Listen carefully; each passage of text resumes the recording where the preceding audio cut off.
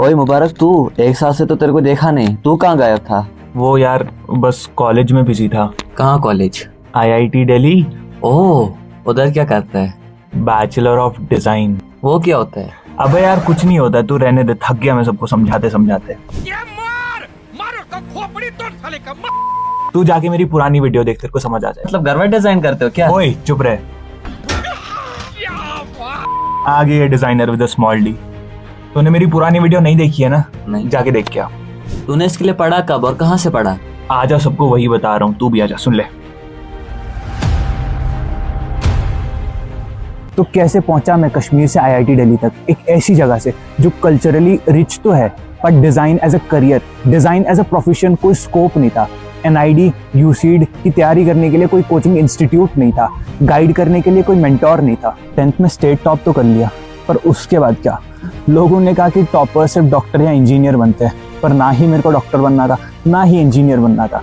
मेरा इंटरेस्ट था graphic designing में, मेरे को एक डिजाइनर बनना था, पर ये नहीं पता था कि design as a profession, as a career काम कैसे करता है।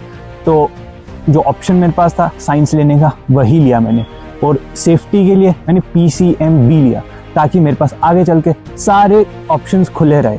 और मेरा आइडिया था कि PCMB के साथ ग्राफिक डिजाइनिंग सीखूंगा, पर वैसा हुआ नहीं। 10th के रिजल्ट पे iPad ले लिया था, सोचा था प्रोक्रिएट सीखूंगा, फिग्मा सीखूंगा और अपनी ग्राफिक डिज़ाइन की जर्नी स्टार्ट करूंगा। पर सैडली iPad नोटिंग के अलावा किसी काम नहीं आ पाया 2 साल, क्योंकि मैंने काम ही ऐसा कर लिया था। 11th-12th में कोचिंग ज्वाइन कर ली थी, ना डॉक्टर बनना था ना ही इंजीनियर बनना था।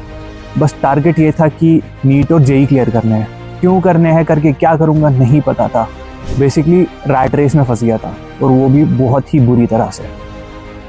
एक बार लाइब्रेरी में बैठे बैठे दिमाग में एक क्वेश्चन आया कि यार मैं ये कर क्या रहा हूँ, क्यों कर रहा हूँ मैं ये सब। पहली बार मैंने डायरेक्शनलेस फील किया है ज़िंदगी में, कि जितना भी टाइम मैं इन्वेस्ट कर रहा हूँ कहीं ना कहीं वो वेस्ट हो रहा है, क्योंकि मेरे को आगे उन चीज़ों में परस्यू ही नहीं करना। तो वहाँ से चल के मैंने बहुत रिसर्च करने स्टार्ट कर दिया। मैंने बहुत सारे जो भी करियर ऑप्शंस थे वो चूज़ करने स्टार्ट कर दिए, उनके बारे में पढ़ना स्टार्ट कर दिया। तो मेरे को रियलाइज़ हुआ कि अभी लेट नहीं हुआ है, अभी भी काफ़ी टाइम है मेरे पास।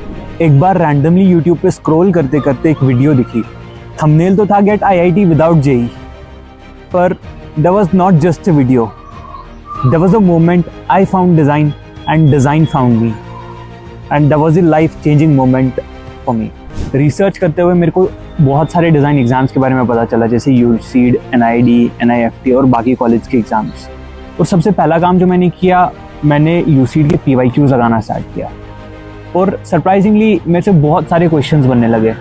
इसका रीज़न ये था कि यूसीड में जेई और नीट की तरह मैथमेटिकल, फिजिक्स के न्यूमेरिकल्स वगैरह नहीं पूछे जाते। यूसीड में ऐसे क्वेश्चन पूछे जाते हैं कि आपके आसपास क्या चल रहा है, आप अपने सराउंडिंग्स को कितना एनालाइज करते हो। यूसीड NID वो चीज़ें टेस्ट करती है। और मेरा जनरल नॉलेज, हिस्ट्री, ज्योग्राफी पहले से ही स्ट्रांग था, तो उन चीज़ों ने मुझे बहुत ज़्यादा हेल्प की क्वेश्चन सॉल्व करने में। फिर क्या था, फिर प्रिपरेशन स्टार्ट करी। पार्ट बी मेरा थोड़ा वीक था, पार्ट बी पे काम करना स्टार्ट कर दिया, बहुत सारे मॉक टेस्ट देना स्टार्ट कर दिया। मेरी डिज़ाइन जर्नी में एक बहुत ही अच्छा पार्ट ये था कि मैंने रैंडमली एक कम्युनिटी ज्वाइन कर ली थी।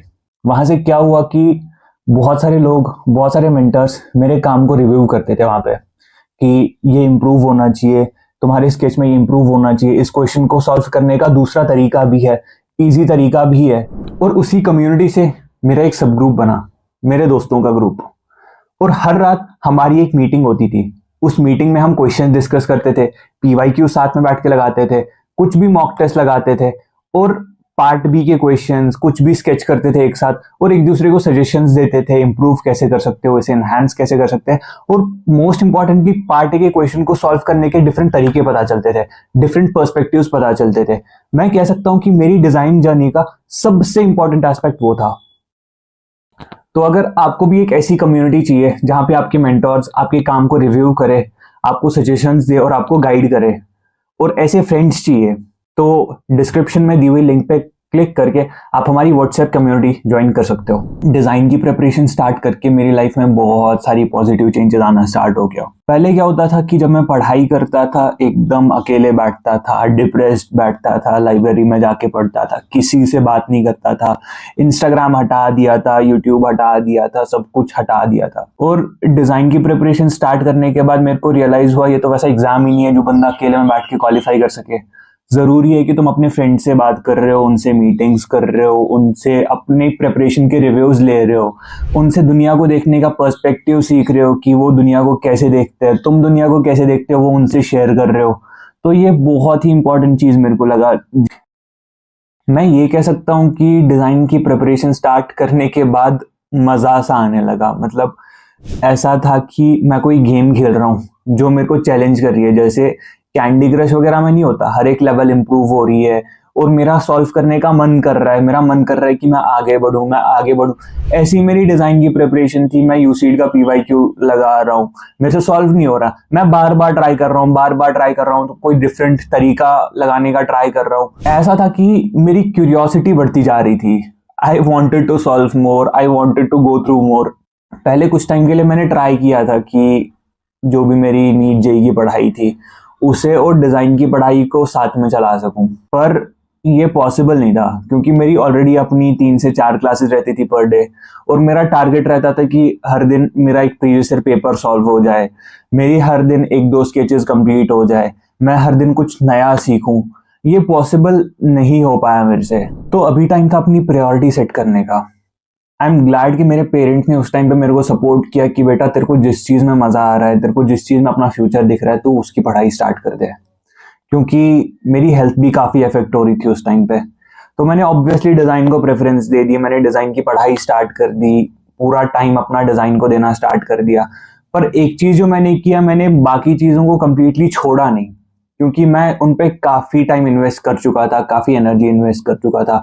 मेरे स्कोर्स मॉक्स में अच्छे आ रहे थे, मेरा सिलेबस ऑलमोस्ट कंप्लीट हो गया था। तो इस टाइम पे उन सबको कंप्लीटली छोड़ना मेरे को सही नहीं लगा। मेरा दिन का स्केड्यूल कुछ ऐसा रहता था कि मैं अपना ऑलमोस्ट पूरा दिन डिज़ाइन की प्रिपरेशन में लगा देता था। कि मैंने एक ऑनलाइन बैच परचेज कर लिया था, क्रैश कोर्स, उससे क्लासेस लेता था, पीवाईक्यूज लगाता था, जो जो टॉपिक्स मेरे वीक थे उन पे काम करता था। पार्ट बी पे काफ़ी मेहनत करी मैंने। मैं पार्क्स में जाता था, नेचर में बैठता था, बहुत सारी स्केचेस बनाता था, पर्सपेक्टिव, ह्यूमन फिगर वगैरह। ऐसे ही चलते चलते जनवरी भी आ गया और 19 जनवरी का हमारा एग्ज़ाम था और 22 जनवरी को मेरा जेईई था। ठीक है, जब मेरा जनवरी में एडमिट कार्ड आया तो एडमिट कार्ड में लिखा था कि मेरा सेंटर नोएडा में है। दैट मीन्स मेरे को एग्ज़ाम दे के डायरेक्ट घर आना था, घर आके फिर से दूसरे एग्जाम की प्रिपरेशन स्टार्ट करनी थी और 2 दिन में मेरे को फिर से जेईई का पूरा रिवाइज करके जेईई देना था। बहुत डिफिकल्ट था वो फेज। तो मैं 18 को नोएडा चला गया, सेंटर वगैरह देख लिया। सेंटर था ION डिजिटल जोन, हाँ, सेक्टर 62। ठीक है, तो अगले दिन सुबह 7 बजे, भाई बहुत फॉग थी वहाँ पे, बहुत पोल्यूशन था उस दिन, कुछ नहीं दिख रहा था। तो एग्जाम सेंटर चले गए, वहाँ पे फ्रिस्किंग वगैरह हुई। अभी एग्जाम हॉल में बैठे थे, मैंने एक काम करा था, मैंने एक एडिशनल फोटोकॉपी ली थी अपने एडमिट कार्ड की। उससे क्या फायदा हुआ कि मैंने वो फोटोकॉपी स्क्रीन पे रख के उसके ऊपर ड्रॉ कर दिया, ट्रेस कर दिया बहुत सारे क्वेश्चन। तो मेरे बहुत सारे क्वेश्चन उसकी वजह से आसान हो गए सॉल्व करना। जब क्वेश्चन पेपर स्टार्ट हुआ उसके बाद जो मजा आया भाई, पहला ही क्वेश्चन था, एक पेंटर ने पेंट को मिक्स कर दिया, उसका आंसर था 20% प्लस 20%, आंसर भी था 20%। भाई मैंने उस क्वेश्चन में इतना टाइम लगाया, मैं सोच रहा हूँ इतना आसान क्वेश्चन कैसे पूछ सकता है। मेरे को लगा कि मैं ही गलत कर रहा हूँ, कुछ तो गड़बड़ है। बार बार 3-4 बार ट्राई करके पहला ही क्वेश्चन, इतना आसान क्वेश्चन कैसे हो सकता है, इतना आसान क्वेश्चन कैसे पूछ सकते हैं लोग। नैट में 1-2 पजल्स पूछे थे, 1-2 काउंटिंग के क्वेश्चंस पूछे थे। मेरे को नैट बहुत आसान लगा, मतलब मेरा शायद एक क्वेश्चन गलत हो गया था नैट में, तो नैट पोर्शन काफी इजी था मेरे लिए। जब मैं MCQ MSQ पोर्शन में पहुंचा, मैं सोच रहा हूँ ये कौन सा पेपर है, यूसीड तो लग ही नहीं रहा, क्योंकि यूसीड में इससे पहले जीके नहीं पूछा जाता था। अभी मैं देख रहा हूँ BR अम्बेडकर के क्वेश्चन, हिस्ट्री के क्वेश्चन, ज्योग्राफी के बहुत सारे क्वेश्चन, स्टेट से क्वेश्चन पूछे जा रहे हैं, रिवर्स से क्वेश्चन पूछे जा रहे हैं। तो भाई फॉर्चुनेटली मैं वो सब पढ़ के गया था, और मैं जी के करंट अफेयर्स भी पढ़ के गया था, थोड़ी सी हिस्ट्री भी देख ली थी, इंडिया की ज्योग्राफी भी देख ली थी। गांधी जी, बी आर अम्बेडकर, वो तो 10th में पढ़ा ही था। तो भाई मेरे को बहुत मजा आया, मतलब कितना टाइम बचा, क्वेश्चन देखो टिक मारो, क्वेश्चन देखो टिक मारो, कोई चीज सॉल्व नहीं करनी। एक क्वेश्चन था इंडियन टेक्सटाइल्स का क्वेश्चन, मैं भूल गया, मेरे को याद ही नहीं था कि किस स्टेट का कौन सा टेक्सटाइल वगैरह फेमस है। मैंने एक कॉलम में देखा पंजाब लिखा था, दूसरे कॉलम में देखा फुलकारी लिखा था, मेरे दिमाग में पंजाबी गाने बजने लगे, और उसकी वजह से मेरा वो क्वेश्चन पूरा सॉल्व हो गया। फिर आया पार्ट बी में पहले क्वेश्चन में तो रेलवे स्टेशन बनाना था, वो 1 पॉइंट पर्सपेक्टिव में हो गया। और दूसरा क्वेश्चन था हमें एक फोल्डेबल कॉम्पैक्ट चेयर बनानी थी।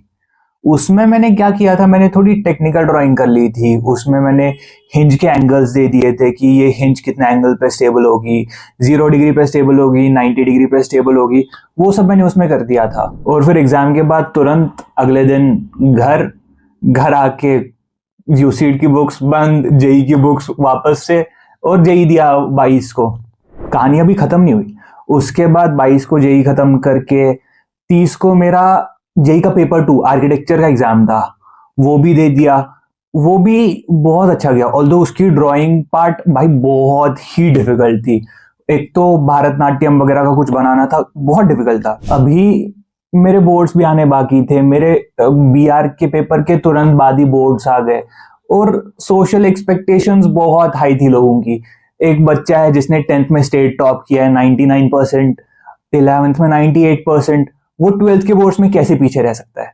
तो मेरे को अंडर प्रेशर बहुत पढ़ना पड़ा फिर बोर्ड्स के लिए। ऑल्दो फिर बोर्ड्स में मेरे 95.2% मार्क्स आ गए थे।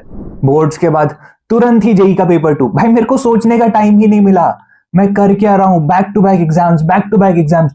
ऑल्दो तब तक मेरा यूसीड का रिजल्ट भी आ गया था, हमारी काउंसलिंग स्टार्ट हो गई थी, फिर भी मैं एग्जाम पे एग्जाम दे रहा था। ऑल्दो रिजल्ट के बाद जब मेरी रैंक आ गई थी, मैं थोड़ा चिल आउट हो गया था कि चलो भाई मेरे को कॉलेज तो मिलेगा, मेरे को बहुत अच्छा कॉलेज मिलेगा। पर फिर भी मैं एग्जाम्स देने लगा, मैंने जेई का सेशन 2 भी दे दिया, ऑल्दो बहुत बहुत गंदा गया, पहला वाला मेरा बहुत अच्छा गया था। मैंने दूसरा एग्जाम भी दे दिया, उसके बाद मैंने नीट के लिए भी अप्लाई कर दिया। भाई मैंने 4 मई को नीट भी दिया, नीट के बाद जेई एडवांस भी दिया, जेई एडवांस भी मेरा नोएडा में पड़ा था, ठीक है। तो वो मैं जेई एडवांस के लिए नहीं गया था, वो मेरी पहली सोलो ट्रिप थी घर से बाहर। तो तब मैं घर से अकेले गया था, एग्जाम दे के आया, थोड़ा घूम के आया, फिर वापस घर आया। उसके बाद घर आके मैंने आइजर एप्टीट्यूड टेस्ट भी दे दिया, वो भी अच्छा गया था। और फिर हमारी काउंसलिंग स्टार्ट हो गई, तब तक कॉलेज भी मिल चुका था, और मैं जोसा काउंसलिंग में भी बैठा। जोसा काउंसलिंग से भी मेरे को इंफॉर्मेशन टेक्नोलॉजी मिली थी। हाँ, ट्रिपल IIT इलाहाबाद में मेरे को IT विद बिजनेस इंफॉर्मेटिक्स मिला था, पर वो छोड़ ही देना था, वो तो मैंने छोड़ ही दिया था। तो मेरे पापा मेरे को एक ताना मारते थे बार बार कि बेटा अगर अभी 10th क्लास के स्टूडेंट्स का एग्जामिनेशन फॉर्म निकलेगा तो उसमें भी अप्लाई कर देगा कि मेरे को वो भी देना है, क्योंकि मैंने इतने सारे पैसे उड़ा दिए थे एग्जामिनेशन फॉर्म्स में, पता नहीं क्या हो गया था, मेरे को सारे एग्जाम्स देने थे, क्लियर हो भी ना हो। मेरा कॉलेज भी मिल चुका था, मेरा बीटेक के लिए भी मेरे को कॉलेज मिला था, फिर भी मैं अप्लाई कर रहा था एग्जाम्स के लिए। और फिर मेरे पास बचा था 1-1.5 महीना, 1-1.5 महीने पूरा चिल किया, बहुत घूमा अपने दोस्तों के साथ। फिर 1-1.5 महीने के बाद कॉलेज, फिर मैं आया IIT दिल्ली, फिर ओरिएंटेशन हुई, बहुत मज़ा आया, एक्साइटमेंट, नए दोस्त, नए फ्रेंड्स, नया बैच, नए प्रोफेसर, सब कुछ नया नया, और फ्रीडम मिली थी। और क्या हुआ था, मेरे किसी फ्रेंड, किसी रिलेटिव को नहीं पता था कि मैंने यूसीड वगैरह का एग्ज़ाम भी दिया है, किसी को पता ही नहीं था ये क्या होता है। तो सबको पता था या तो मैं नीट कर रहा हूँ या तो मैं जेई कर रहा हूँ। जब मैं जेई एडवांस के बाद अचानक से गायब हो गया, कॉलेज गया था मैं, तो लोगों को लगने लगा कि मैंने शायद नीट के लिए ड्रॉप कर रखा है, कि मेरे से नीट क्लियर नहीं हुआ तो मैंने नीट के लिए ड्रॉप किया है। तो अभी जब मैं घर आता हूँ, लोग कहते हैं कि तूने फिर से नीट दिया, बेचारा तुम लोगों का तो रीनीट हो गया। और मैं भी लाइक, मैं नीट क्यों दूँ फिर से, मैं तो कॉलेज में हूँ। कौन सा कॉलेज? IIT दिल्ली। तो मेरी जर्नी का कंक्लूजन, मैंने अपनी जर्नी से क्या सीखा और मैं तुम लोगों को क्या एडवाइस देना चाहूँगा, वो ये रहेगा कि अपनी लाइफ में कभी इतना बड़ा रिस्क मत लेना कि मैंने लास्ट मोमेंट पर अपने गोल्स चेंज कर दिए। ऑब्वियसली ऐसा था कि मुझे नहीं पता था, पर आई विश मैंने 1 साल पहले, 1.5 साल पहले एक गूगल सर्च ही करा होता कि डिज़ाइन में अपॉर्चुनिटीज़ क्या रहेगी, डिज़ाइन में बैचलर्स हो सकता है कि नहीं। मैंने इतने सारे एग्ज़ाम्स दिए, हर एक मैंने क्लियर नहीं किया, हर एक में मेरे अच्छे मार्क्स नहीं आए। एग्ज़ाम्स मैंने इसीलिए दिए क्योंकि मेरे को अपने अंदर से एग्ज़ाम्स का डर ख़त्म करना था। एंड प्लीज़, अगर किसी भी चीज़ की तैयारी कर रहे हो तो कोई दूसरी चीज़ बैकअप रख लेना। It can be a private college, और कोई दूसरा एग्ज़ाम हो सकता है, और कोई दूसरी स्ट्रीम हो सकती है। बैकअप रखना ज़रूरी है। आई होप आपको ये वीडियो बहुत पसंद आई होगी। डिस्क्रिप्शन में दी हुई लिंक पे क्लिक करके आप हमारी व्हाट्सएप कम्युनिटी ज्वाइन कर सकते हो, और डीडीएम क्लासेस के इंस्टाग्राम पेज और यूट्यूब चैनल पे बहुत सारा कंटेंट अपलोड होता है जो आपकी डिज़ाइन जर्नी में आपकी बहुत हेल्प करेगा। Do check it out. Thank you so much.